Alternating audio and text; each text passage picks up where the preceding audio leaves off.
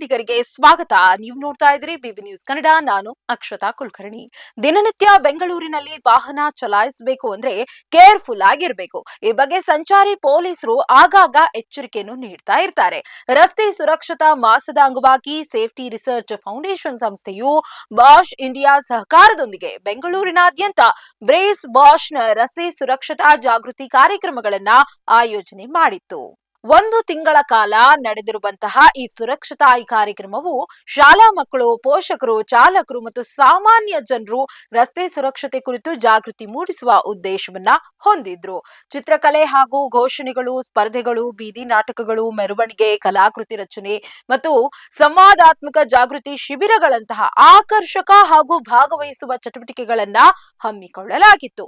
ಈ ಮೂಲಕ ವಿದ್ಯಾರ್ಥಿಗಳು, ಪೋಷಕರು, ರಸ್ತೆ ಬಳಕೆದಾರರು ಹಾಗೂ ಸಮುದಾಯ ಸದಸ್ಯರನ್ನ ಒಳಗೊಂಡಂತೆ 1500ಕ್ಕೂ ಹೆಚ್ಚು ಜನರಿಗೆ ರಸ್ತೆ ಸುರಕ್ಷತೆಯ ಮಾಹಿತಿಯನ್ನ ತಲುಪಿಸಲಾಯಿತು.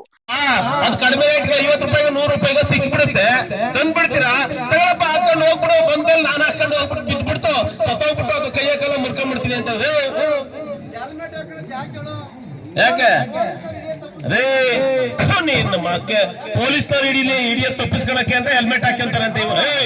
ಅದಕ್ಕಲ್ಲ, ನಾವು ಅಕಸ್ಮಾತ್ ಆಕ್ಸಿಡೆಂಟ್ ಆದ್ರೆ ನಮ್ಗೆ, ನಾವು ಗಾಡಿಲಿ ಏನಾದ್ರೂ ಬಿದ್ರೆ ನಮ್ ತಲೆಗೆ ಏಟಾಗ್ಬಾರ್ದು, ನಾವು ಉಳ್ಕೊಬೇಕು, ನಮ್ಮ ಹೆಂಡತಿ ಮಕ್ಕಳು ನಮ್ಮನ್ನ ನಂಬ್ಕೊಂಡಿರ್ತಾರೆ ಅಂತ ನಾವ್ ಹೆಲ್ಮೆಟ್ ಹಾಕೋದು. ಅಣ್ಣ ಅದು ISI ಮಾರ್ಕ್ ಇಲ್ಲ ಅದ್ರಲ್ಲಿ,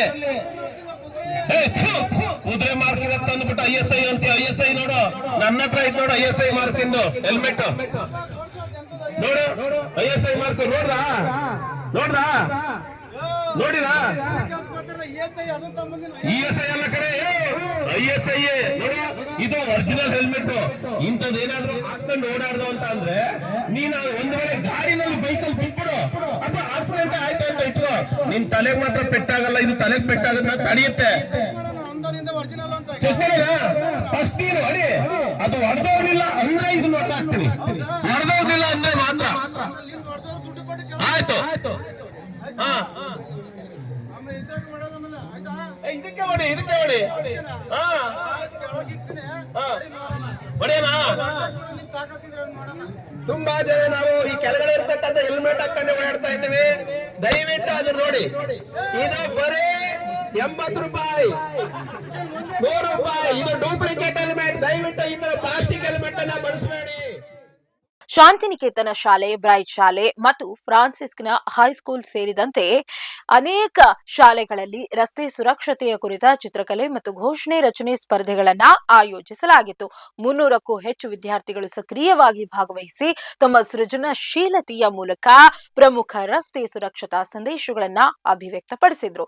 ಸ್ಪರ್ಧೆಯಲ್ಲಿ ವಿಜೇತ ವಿದ್ಯಾರ್ಥಿಗಳನ್ನ ಗೌರವಿಸಿ ಸುರಕ್ಷಿತ ರಸ್ತೆ ಆಂದೋಲನದಲ್ಲಿ ಭಾಗವಹಿಸುವುದನ್ನ ಪ್ರೋತ್ಸಾಹಿಸಲಾಯಿತು.